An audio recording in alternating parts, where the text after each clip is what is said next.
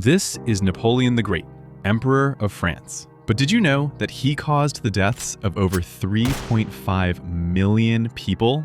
Let's begin our story by going back to 1769 in Corsica. He was born into a normal family. His father's name was Carlo Bonaparte. He was a lawyer and a somewhat heavy drinker in France. But in 1779, Napoleon moved to France. But why? His father wanted him to join a military school. It's interesting to know that Napoleon loved Julius Caesar a lot when he was just a kid, and he dreamed of becoming like him one day.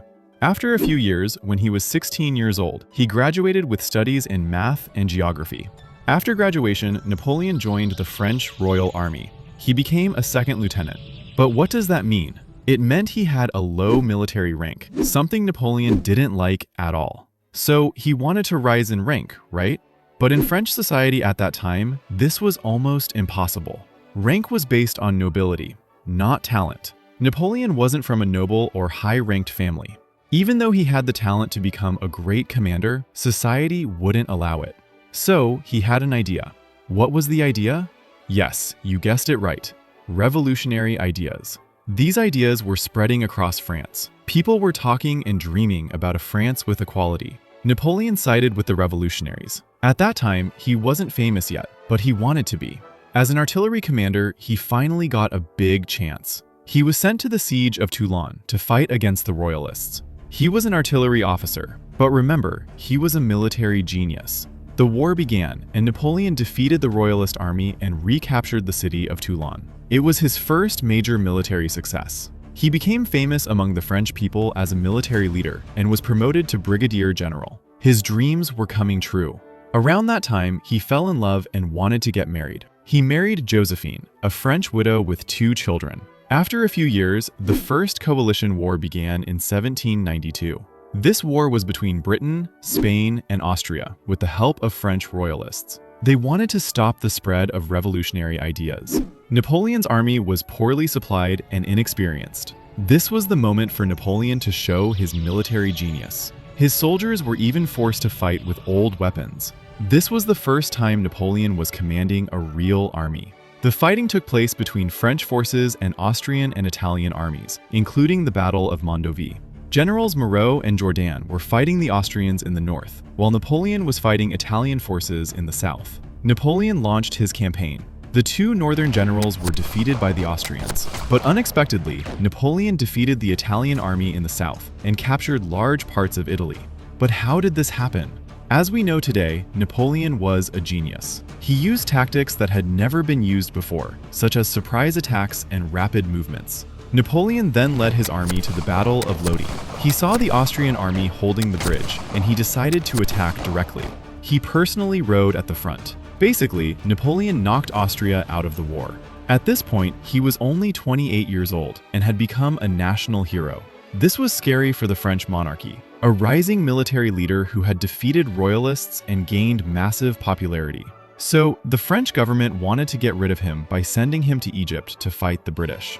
The French army in Egypt was nearly defeated. The royalists hoped Napoleon would lose his fame. In 1798, he fought against Admiral Horatio Nelson at the Battle of the Nile, where Napoleon was defeated. The royalists thought they had destroyed his popularity, but were they right?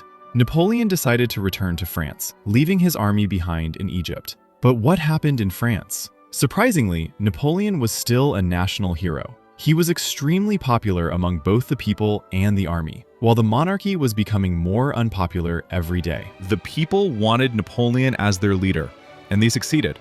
The consulate of France was established, and Napoleon named himself First Consul.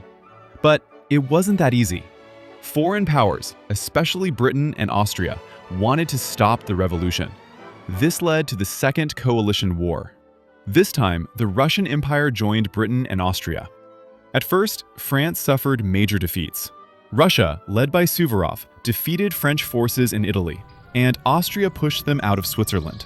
Many thought Napoleon would give up, but they were wrong. Napoleon returned and defeated Austria at the Battle of Marengo, stopping the enemy advance. And this is why Napoleon was considered a military genius: the element of surprise. In 1800, Napoleon moved toward Geneva, making it look like he would attack Austria in Germany. Instead, he surprised everyone by emerging in Italy and cutting Austrian supply lines in Milan. This forced Austria to face him at Marengo. Early in the battle, the French were struggling, and it seemed Austria would win. But in the afternoon, French reinforcements arrived. Napoleon launched a sudden counterattack and defeated the Austrians. The Second Coalition War ended with another French victory, and for the first time in years, Europe was at peace. Napoleon strengthened the army, stabilized the economy, signed peace treaties, and brought temporary peace to Europe. But was this peace going to last? Napoleon was extremely popular and successful, so he decided to do something bold. He wanted to become Emperor of France. The people agreed. In a vote, 99.9% supported him. On December 2, 1804, in Paris, Napoleon crowned himself Emperor of the French at Notre Dame Cathedral. He placed the crown on his own head to show that his power came from no one else. After becoming emperor, Napoleon planned a British invasion. But there was one big problem. Britain ruled the seas. Britain responded by funding countries willing to fight Napoleon. This led to the Third Coalition War in 1803. This was Napoleon at his best. His greatest weapon? Speed. He organized his army into corps, smaller independent units with infantry, cavalry, and artillery. This made his army faster and more flexible, one of his greatest military innovations. Within weeks, Napoleon moved 200,000 troops and defeated Austrian General Mack at the Battle of Ulm. Next, it was time to face the Russians. The Allied forces met Napoleon at the Battle of Austerlitz. Napoleon pretended his army was weak, luring the enemy into attacking his center. Then he struck their flanks and rear. The result? A crushing victory. France became the dominant power in Europe, and the Third Coalition War ended in Napoleon's favor. Then came the Fourth Coalition War, driven by Prussia's fear of growing French power. Napoleon defeated Prussia at the Battle of Jena, captured Berlin, and pushed the enemy east. Winter came, and the Battle of Eylau was fought in brutal conditions. Both sides paused due to the harsh winter. When winter ended, Napoleon defeated the enemy decisively at the Battle of Friedland. And with that, the Fourth Coalition War ended with another victory for Napoleon. Napoleon was one of the greatest military leaders of all time. He was a genius.